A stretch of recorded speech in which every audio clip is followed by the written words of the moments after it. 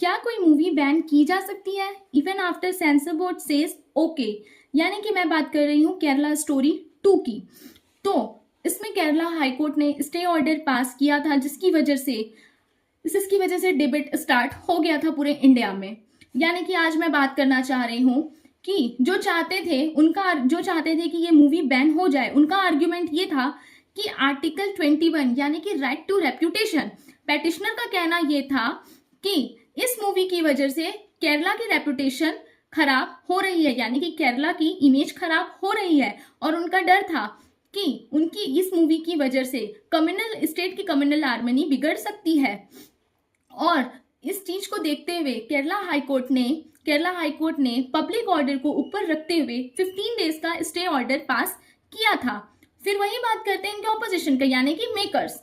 अब मेकर्स आते हैं और उनका आर्ग्यूमेंट ये रहता है कि आर्टिकल 19 यानी कि फ्रीडम ऑफ स्पीच, और उनका ये कहना था लॉ के मुताबिक हमारे पास सीबीएफसी सर्टिफिकेट है, यानी कि सेंसर बोर्ड ने हमारी मूवीज पूरी देखकर ही पास की है। तो कुछ लोगों के गुस्से की वजह से आप आर्टिस्ट को चुप नहीं करा सकते हैं, ये हमारा फ्रीडम ऑफ स्पीच है।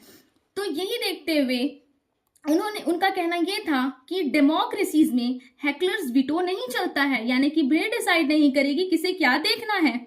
तो 27 फरवरी को कोर्ट डिवीजन बेंच ने स्टे ऑर्डर रिमूव किया है और कहा है कि लॉ एंड ऑर्डर को संभालना स्टेट का काम है, ना कि मूवीज को बैन करना उनका काम है। और यानी कि इनका मतलब ये है जो देखना चाहता है वो मूवी देख सकता है, जिसे नहीं देखना है वो मत देखो, बट मूवीज बैन नहीं होगी।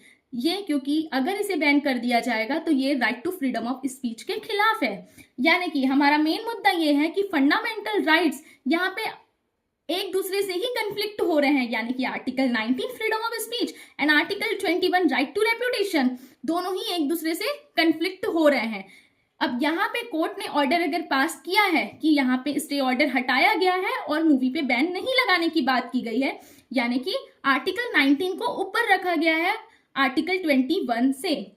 तो मेरा ये कहना है कि हमारे आर्टिकल 19 में फ्रीडम ऑफ स्पीच तो है, but there have a certain limitation. हम लिमिटेशन के साथ फ्रीडम ऑफ स्पीच, कभी भी अगर किसी को राइट्स मिलती है फंडामेंटल राइट्स, तो एक लिमिटेशन के साथ मिलती है। और आर्टिकल 21 में यही था कि राइट टू रेप्यूटेशन।